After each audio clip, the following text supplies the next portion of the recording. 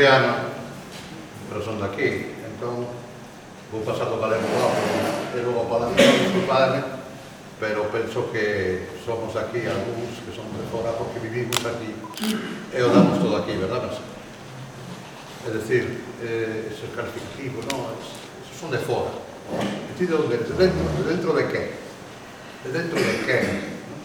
Considerámonos de aquí. Ben, a mí chamoume, bueno, moitísimas grazas a Mercé, a toda a xente de Sisido, a todos vos por invitarnos, non? Mirad, a mí chamoume Mercé un poquinho para explicar o que estamos a facer, moitos no rural, non?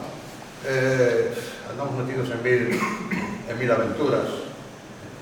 Sempre digo o mesmo, este tipo de aventuras hai que aprender a saian ou non saian. Posiblemente por riba de todo, sin contar para nada con a administración pública. ¿La administración pública para qué? Normalmente para dar por el culo. Es decir, la administración pública tiene que ir después. Tenemos que ser nós. ¿Quién va a vir ao rural a tirar por nós se non tiramos nós? Tenemos que ser nós os que tiremos. Así empezaron aventuras como a da Vía Mariana, ¿no? A da Vía Mariana é unha historia... Bueno, falaba antes Manuel do Ibi. Eu vou falar unha historia parecida. Mira, me parece que todo se fixo sempre só, ¿no? Eu recordo cando investigábamos o camiño portugués, no ano 92, a altura de Barro, andábamos perdidos en terra de ninguén, ali con os mapas, vou ver co galego, non? Se non, paso vale, non hai problema. Andábamos aí cos mapas, a cartografía, perdidos en terra de ninguén, medio na néboa impresionante, amanecía o día, estábamos irreversiblemente perdidos. E de repente aparece, en medio da néboa, aparece un tipo maior, con fuciño nas mans. Miramos cos mapas, quedase mirando, e di, son vostedes do catástrofe. E que se son vostedes do catástrofe xa poden entrar polo búfillos.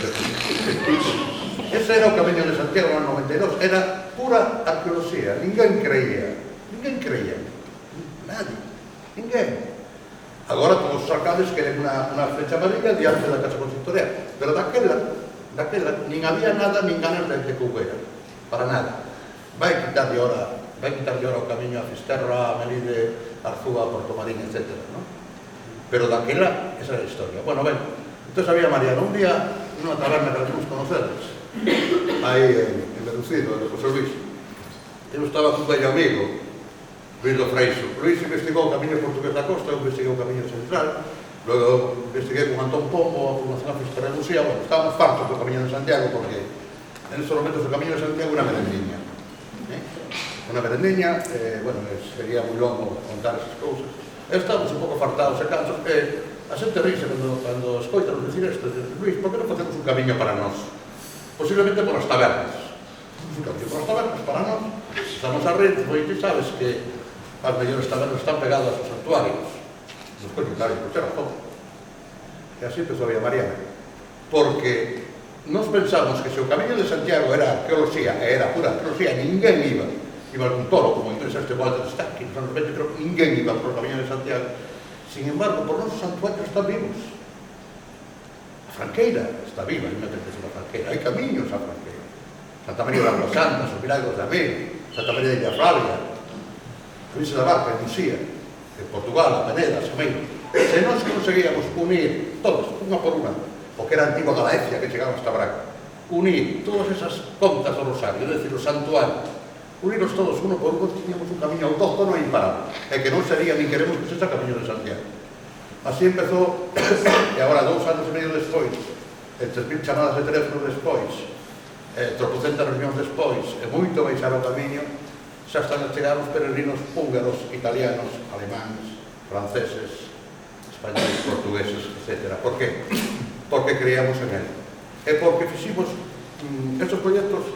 Hai que facerlos de baixo arriba. O que funciona de arriba a baixo. Un político iluminado, ten moito diñeiro, ten un proxecto. Ten que ser a xente de base. Entón, que fiximos? Falamos coas comunidades de montes, falamos coas sociedades culturais, falamos coas sociedades parroquiais, fuimos a Portugal, nos tuvimos que tirar os pés ao Servicio de Braga, porque si Portugal, se non foras todas as non vas a ninguna parte. E nestes momentos, aí está o camiño señalizado, que con peregrinos camiñando por aí. En 2 ou 3 anos será imparable porque é unha verdadera maravilla. Iso porque o fiximos. O fiximos porque aquel día na taberna dixemos, mira, vamos ao rural, o que dixamos, está verde, é un deserto verde, é un puto deserto verde. E además a xente está en derrota, a xente está coa toalla tirada, entón temos que loitar nós. E cada un porque loita con as armas que temos. Nos que armas tiñamos esas. Además sabíamos como facer. Además sabíamos, ademais, que non deberíamos cometer os erros do Camiño de Santiago, que ten moitas virtudes e moitos erros. Entón, todo aquel que se aplica a Administración de Vía Marina ten que firmar, sea concello, sea asociación, sea Comunidade de Montes, un código de boas prácticas patrimoniais, boas prácticas naturais, boas prácticas ambientais. De que nos vale investigar un camiño medieval se plantan eucaliptos en raíz, o tiran liso? Bueno, pois, a raíz de eso, e con moito esforzo, xa está o camiño a funcionar. En 2-3 anos, eso é imparable. Bueno, imparable xa ahora. Quer dizer que estes proxectos que nacen, ten que nacer da base. A administración pública ven despois. E tamén eu vou tirar unha lanza pola administración pública. A administración pública non é un labor inventar cousas. Somos nós, a sociedade civil. Logo, eles teñen que chegar e, de alguna maneira, pues, cubrir o que teñen que cubrir. Pero temos que ser nós os que tiremos. Pásanos igual co patrimonio. Nos estamos aí, nos estacas a levantar o patrimonio para arriba. E apareceu unha historia maravillosa que conoce moi ben sabe, que é a historia da cidade do Alén. A cidade do Alén é magnífico. Mira, ti cando tens unha pedra que non ten historia, que é unha pedra, a que non conocedes o turismo de Mamas, pero se a Mama ten unha lenda, ten un mouro, ten unha moura, a chegar a que esa Mama Sacoia. Ben, pois aí falaban de un lugar no Alén, todos sabeis o que é o Alén, máis aló, no río do Alén, que comunica as estacas, como nas Tegas Sonsoadas, Barcia de Mera, exacto, por la costa do Alén. Dicían que aí levaban, había unhas casas que levaban os vellos a morrer. A mí soame a lenda japonesa. Falaba coa xente, preguntaba, e oye, pero isto donde habían perdido memoria. Eu mirei tamén que ti había repetido algo de eso, Barcia de Mera. Repetía esa lenda, Barcia de Mera, que levaban. Entón, un día, falando con un cazador, porque farto de preguntarse, mira, José, é que aí fixeron unha pista, hai uns 20 anos, e ali hai unha estructura enorme tirada, e lo levanme a beira do mar. Como ali, efectivamente, ali estaba aquela nova estructura, e a dereita era un monte, unha selva. Tireime para dentro, aparecía outra, e máis outra.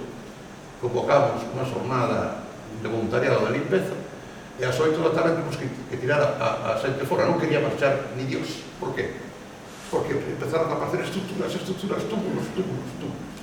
Avisamos a patrimonio, se inventariou, ahora se limpiou, e ahora que era unha verdadera maravilla, 39 estructuras, e todavía lo que nos queda por limpiar. Quiere decir que las viejas leyendas a veces se convierten en realidad. ¿Por qué? Mira, en 1484 entró la peste bubónica en Galicia por Bayona y arrasó la población gallega. Es decir, no quedó ni la mitad de la población, está documentado.